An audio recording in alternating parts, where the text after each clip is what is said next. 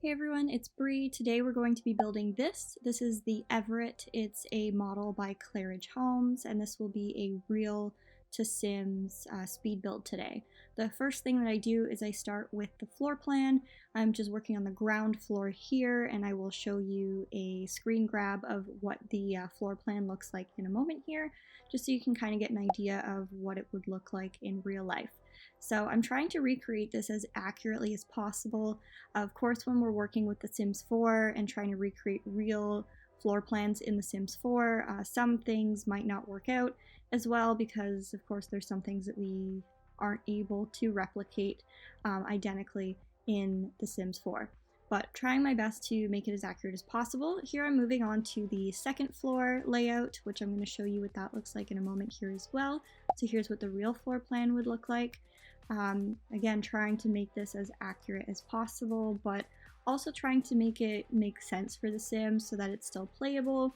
Your Sims can walk through the rooms easily, that you can still navigate throughout the home pretty easily without, getting lost or things not really making sense. I also wanted the rooms to be big enough that you could still, fit a bed and maybe a dresser and stuff like that in it as well. So now I'm moving on to the outside. I'm just placing the roofs just so that I can make sure that it looks similar to what the photo looks like. And I really like to use this dark shingle as well. I use this on almost all of my homes. I just really like it. It's really simple, realistic looking, and I like that dark shingle. And then here I'm just making my garage door. I did not come up with this idea. I watched a YouTube tutorial a while back on how to make this garage door. So again, I didn't create this idea, but I really love using this method to create garage doors. I just find it looks really realistic, and I like including garages in my builds when I can. I'm just going to show you a picture of the home exterior again so you can kind of see the look that we're going for. Of course, it won't be exact because I don't necessarily have exterior swatches that match the home exactly, but I think what I did decide to go with is pretty accurate to the real Sims exterior. So here we are, we're just going in and adding the interior doors, and I'm going to start adding in the windows in a moment here too. So I like to keep these as accurate to the floor plan as I can as well, so keeping the doors and the windows in the same spot as they're shown on the floor plan. And then here I'm just going in and I'm adding in kind of like a little step down into the garage. I think this makes it really realistic because normally garages are a little bit lower than the home, especially if the home is up on a platform a little bit like the one in this build is. So it just kind of adds a little bit more realism to the build as well.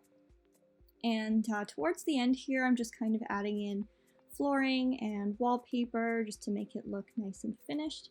I do usually like to include like a hardwood and tile in downstairs, and then in the upstairs I like to use carpet.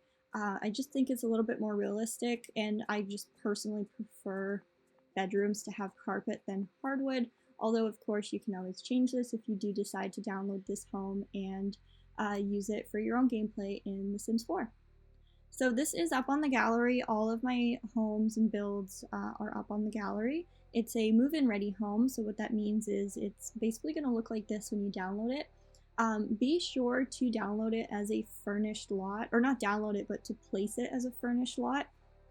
If you place it unfurnished, you're going to miss out on things like the lighting, like the finished kitchen and bathrooms.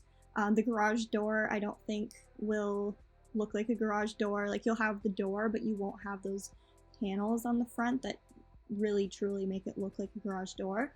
So be sure to place it as a furnished lot, and then of course you can go in and change things like the kitchen counters, the appliances, the paint, the flooring, whatever you'd like.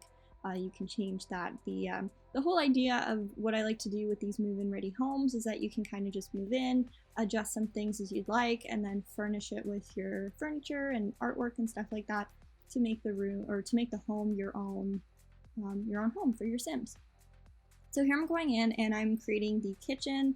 I end up actually switching out these cabinets into a more like green color just to try something a little bit different than what I usually do in my builds. I actually just recently got the Island Living pack, so that's why I was trying to play around with those counters, but I ended up using this green which I actually really like. I think it goes really well with the flooring.